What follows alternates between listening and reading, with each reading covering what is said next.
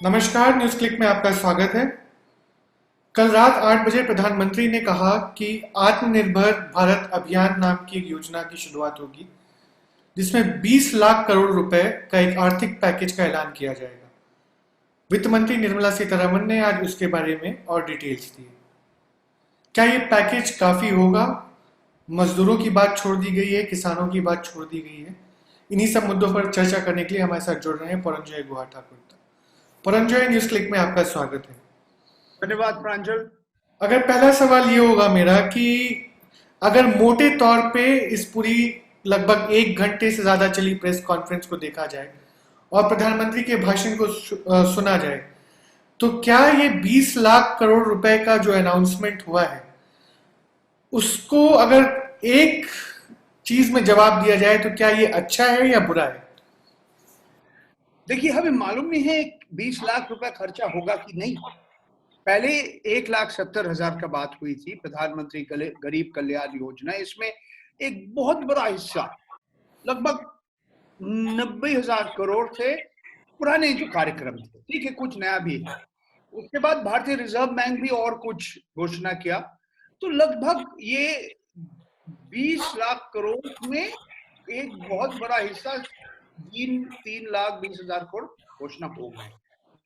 अब आज भी कुछ घोषणा है और कल भी कुछ होगा और परसों भी कुछ होगा और तरसों भी कुछ होने वाले हैं।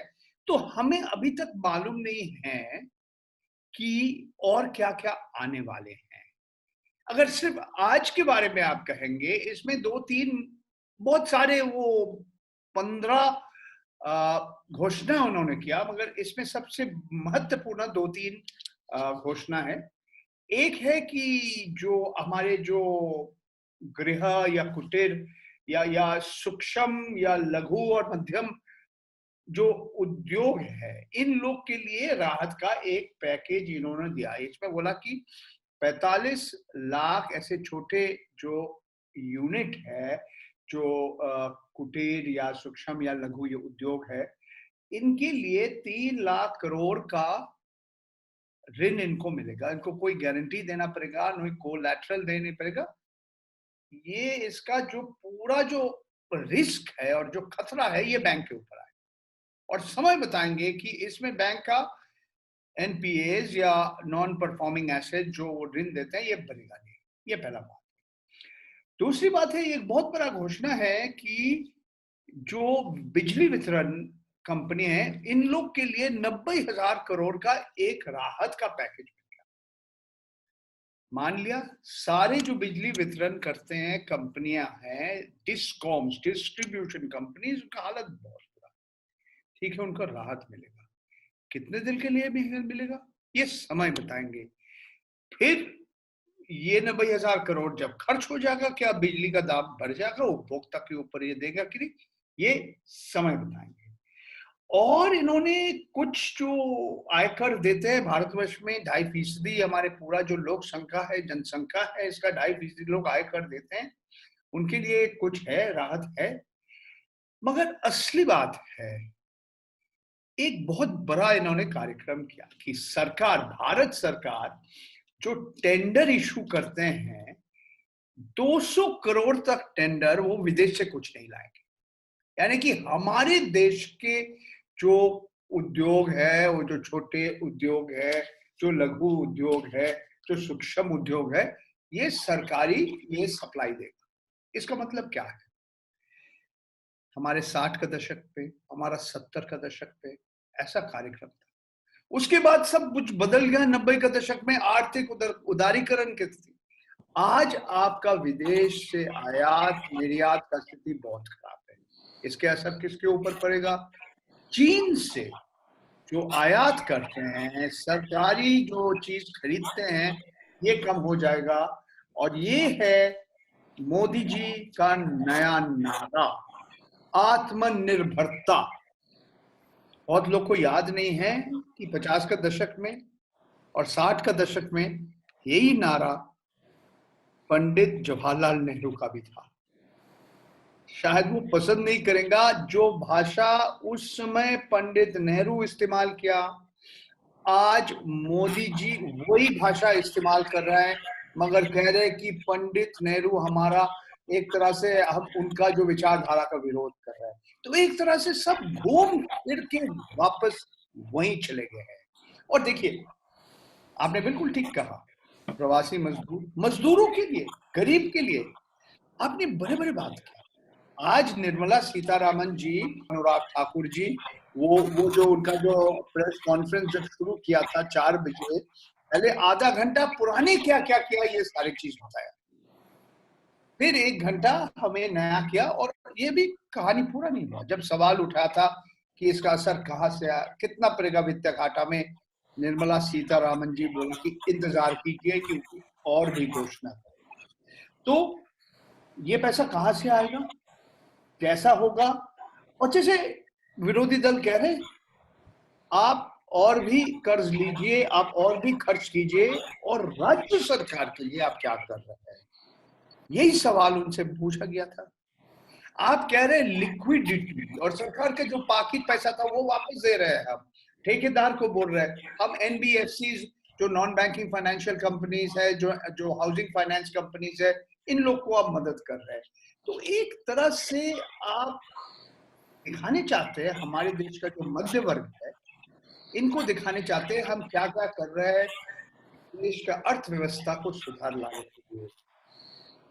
और जो 12.5-13 करोड़ लोग जो पिछले 1.5 महीना में जिसका नौकरी चला गया, उनके लिए क्या कर रहे हैं? आप कह रहे हैं ठीक है, हमारे जो छोटे उद्योग है, जो कुटीर उद्योग है, जो सूक्ष्म लघु उद्योग है, एक बार जब शुरू करेंगे फिर लोगों को नौकरी मिलेगा, समय बताएंगे। मगर ऐसा नहीं किया।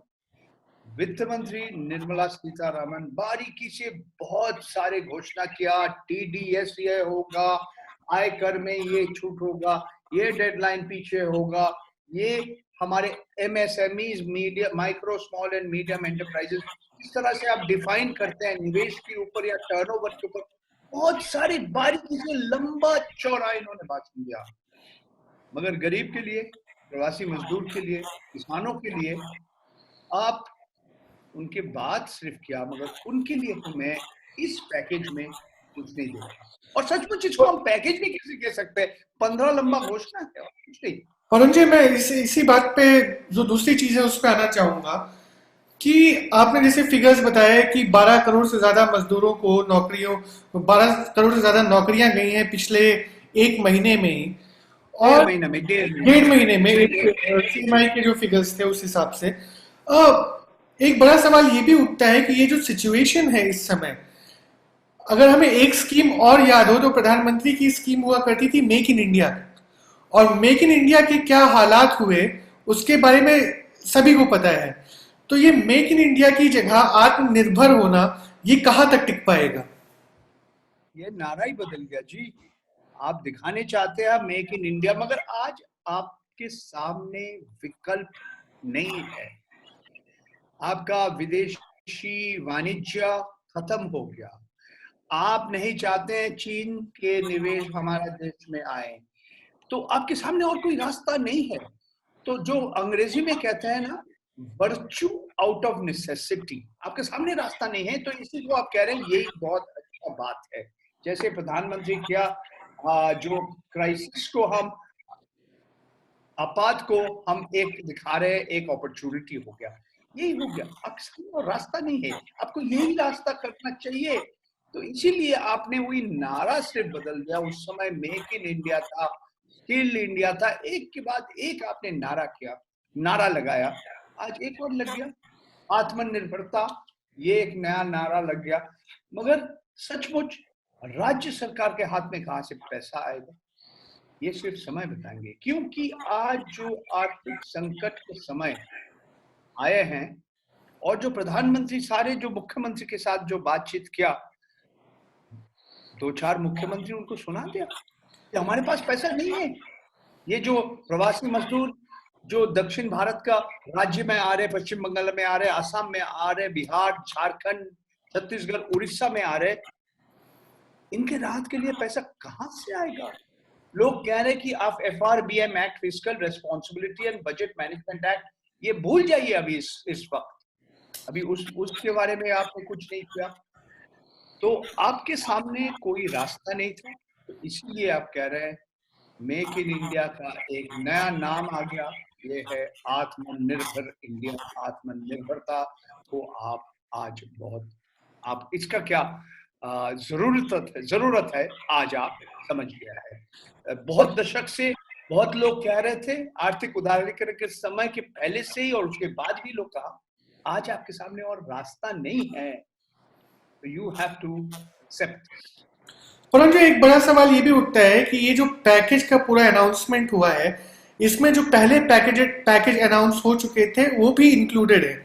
तो आरबीआई का जो लिक्विडिटी स्टिमुलस का जो उनका पूरा पैकेज था वो भी इंक्लूडेड है। जो 1,70,000 करोड़ का पैकेज अनाउंस किया था वो भी इंक्लूडेड है। तो फिर इसमें नया अनाउंसमेंट है क्या, ये एक बड़ा सवाल है।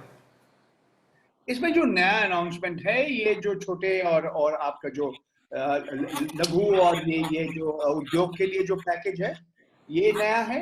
ये सूक्ष्म और लघु उद्योग और कुटीर उद्योग के लिए जो पैकेज है, ये 90,000 करोड़ का जो जो जो बिजली का वितरण करने का कंपनी का जो राहत का पैकेज है ये, और बाकी तो इसमें और खास नहीं है कुछ। आपने ये डेफिनेशन इधर उधर किया, आपने कहा कि हमारा जो पैसा बाकी है आपको हम वापस दे देंगे जल्दी। ये तुम्हारा पैसा नहीं था, आपको पैसा वैसे भी वापस देना की जरूरत है, आप देंगे। और जो आयकर का कोई डेडलाइन था वो बोला हाँ आप पीछे दे सकते हैं कुछ आपको, और भी आपको कर्ज मिलेगा, ये सारे हैं। तो एक तरह से जो जो जो कठिन और जो सबसे जो मुश्किल काम है वो कब आएंगे अभी तक मालूम नहीं है। तो परंतु एक सवाल ये ये 20 लाख करोड़ कहां से आएगा? भारत सरकार क्या और भी ऋण लेंगे? FRBM fiscal responsibility budget management act ये भूल जाएंगे? राज्य सरकार को कितना मिलेगा? ये सारे अभी भी अस्पष्ट है, और आने वाले 2-3 दिन में हमें पता नहीं वित्त मंत्री निर्मला जी और क्या क्या घोषणा करेंगे। परंतु एक बड़ा सवाल ये भी है कि ये जो लाखों की संख्या में मजदूर शहरों को छोड़कर वापस गए हैं, जब ये वापस लौटेंगे ही नहीं इन कारखानों में, तो ये कारखाने चलेंगे कैसे? और जिस तरीके का रवैया सरकार ने अपनाया है, एक तरफ आप प्लेन भेज के लोगों को ला रहे हैं पर मजदूर पैदल चलने के लिए मजबूर हैं। रोटी नहीं मिल रही है, कपड़ा नहीं मिल रहा है, खाने का इंतजाम नहीं हो रहा है। तो जब ये मजदूरों के लिए कुछ नहीं है, आम जनता के लिए कुछ नहीं है, तो फिर इसका क्या ये लघु और मध्यम वर्ग के उद्योगों पे कोई इसको पैकेज देने का कोई फायदा है? ये समय बताएंगे इन लोग वापस आएंगे कि नहीं, इनका छोटा मोटा कारखाना जो है ये खोलेंगे कि नहीं, और लोग आने चाहेंगे कि नहीं। क्योंकि बहुत सारे लोग चले गए गांव में, और बहुत सारे लोग गांव जाने चाहते हैं। क्यों जाने चाहते हैं? क्योंकि प्रधानमंत्री ने निवेदन किया, हाँ भाई इनको तनख्वाह दीजिए, जो जो मकान मालिक है बोलिए इनसे आप किराया मत लीजिए, मगर लोग इनका बात तो सुनते नहीं। बोला, और जब जब हमारे बस्ती में, हमारे झुग्गी झोपड़ी में जब लोग पूछते हैं कि हमारा आय नहीं है, हमारा आमदनी नहीं है, तो हमें जाना ही पड़ेगा, हमको पैदल जाना पड़ेगा, हम साइकिल में जाएंगे क्या, ट्रेन बस नहीं देंगे।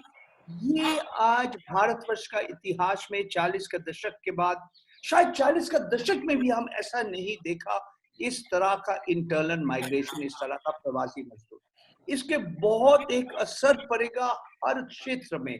और आपने बिल्कुल ठीक किया, ये आप छोटे जो medium unit, small scale unit को आप राहत दे रहे हैं, आपको बोल रहे हैं आपको कर्ज मिलेगा, मगर इनका जो मजदूर वो वापस आएंगे नहीं। वो कहेंगे कि अगर हमें गांव छोड़ के आना है, आप और क्या हमें देंगे? परंतु इसी से कनेक्टेड एक दूसरा सवाल ये भी है कि जिस तरीके से लेबर रिफॉर्म्स कर रहे हैं डिफरेंट स्टेट्स, 8 आवर्स से 12 आवर वर्किंग आवर्स कर रहे हैं, तो इसका क्या प्रभाव पड़ेगा इस सारे पैकेजेस को अगर हम ध्यान में रखें तो?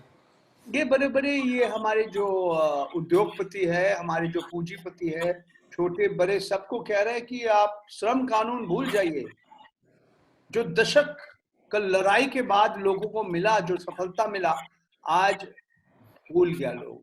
और ज्यादा से ज्यादा जिस राज्य में भारतीय जनता पार्टी क्षमता में है, उत्तर प्रदेश, मध्य प्रदेश, ऐसे राज्यों में ये सारे लेबर लॉज, हरियाणा, उत्तर प्रदेश में आप देख रहे हैं, लोग लेबर लॉज भूल जाएंगे। तो इसके बाद ही भी आप सोचेंगे कि आप गांव छोड़ के आइए।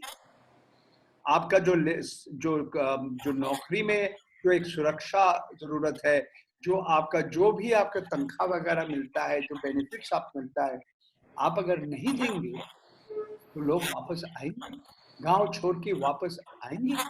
क्योंकि मैं समझता हूँ भारतवर्ष के इतिहास क्यों, शायद विश्व में कभी हमने नहीं देखा कि एक देश के अंदर इतने लोग एक जगह छोड़ के और कहीं चले गए। और ज्यादा से ज्यादा लोग कहाँ गए हैं? वो उत्तर भारत, पश्चिम भारत, दक्षिण भारत का अलग अलग जगह छोड़ के पूर्व पूर्व भारत में गया, आसाम में गया, बंगाल में गया, उड़ीसा, छत्तीसगढ़, बिहार, झारखंड।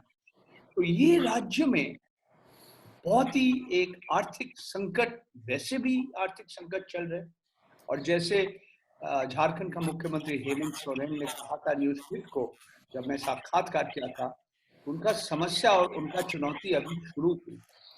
आने वाले हफ्तों में, आने वाले महीना में उनको पैसा कहाँ से आएगा, खाद्यान्न कैसे देंगे, नौकरी कैसे लोगों को मिलेगा, लोगों का जीविका का क्या हालत होगा, ये अगर हम चिंता करें, बहुत ही एक गंभीर स्थिति में हम जा रहे हैं। पता नहीं हम 70-80 साल में जो बंगाल का जो फैमिन था, जो उस समय का महामारी था, जो दूसरी विश्व युद्ध चला था, देश का विभाजन जब हुए थे, हम लोग उसी समय जो संकट के समय जा रहे थे। हमें लग रहा है कि आज हमें ऐसे भाई इतना बड़ा संकट में हम आज भी गुजर रहे हैं। शायद समय बताएंगे, इतिहास हमें बताएंगे, आज का जो संकट है, जो 75 साल पिछले जो संकट होती है, उतना बड़ा संकट, उसके साथ हम तुलना कैसे कर सकते हैं? शुक्रिया शुक्रिया पुरंजय बात करने के लिए। और जैसे ये अन्य घोषणाएं होंगी, हम दोबारा आपके पास आएंगे और इन मुद्दों में जब थोड़ा और क्लैरिटी आएगी तो हम और डिटेल्स में इन सारे मुद्दों पर प्रकाश डालेंगे। धन्यवाद पुरंजय। थैंक यू, धन्यवाद।